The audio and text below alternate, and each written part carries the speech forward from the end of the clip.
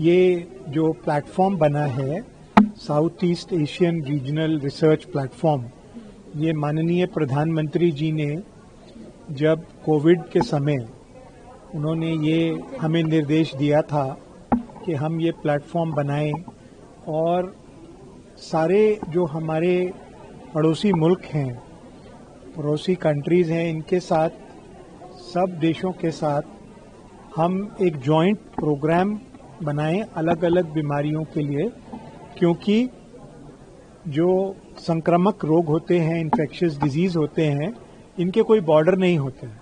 Covid ने हमें दिखाया कि कितनी तेजी के साथ कोई वायरस, कोई डिजीज कैसे फैलती है।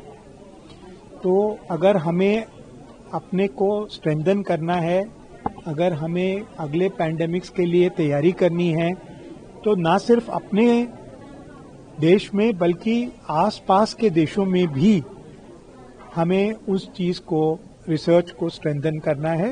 तो उस वजह से हमने ये मीटिंग बुलाई थी, जिसमें कि इस मीटिंग में 4 देश आए थे और उनसे हमारे कई तरह की बातों पे उनसे विचार विमर्श हुए और कई इस तरह के फैसले हुए कि आगे हम किस तरह आपस में कोलैबोरेशंस बढ़ा सकते हैं। किन किन क्षेत्रों में रिसर्च होगा सर? सो जैसे मैंने आपको कहा, अभी जो रिसर्च टीबी के क्षेत्र में, डेंगू, बाकी के जो वन हेल्थ मिशन के anti microbial resistance, one health mission की जो इमर्जिंग डिजीजेज हैं जैसे नीपा वायरस है या दूसरे इस तरह के संक्रामक रोग हैं, वो हमारी फर्स्ट प्रायोरिटी है। पर इसके अलावा जो हमारी प्रॉब्लम्स हैं वो कई कॉमन हैं, जैसे कि नॉन कम्युनिकेबल डिजीजेज जैसे डायबिटीज और बीपी और कार्डियोवैस्कुलर डिजीज, इन सब देशों में बढ़ रही हैं। जैसा कि आपने शायद सुना होगा, कई कंट्रीज ने, खासतौर श्रीलंका ने इसका भी जिक्र किया था। और इसके अलावा अनीमिया या चाइल्डहुड मैलन्यूट्रिशन जैसे जो एरियाज हैं, वो भी हमारी एक कॉमन तरह की प्रॉब्लम्स हैं साउथ एशिया और साउथ ईस्ट एशिया रीजन में।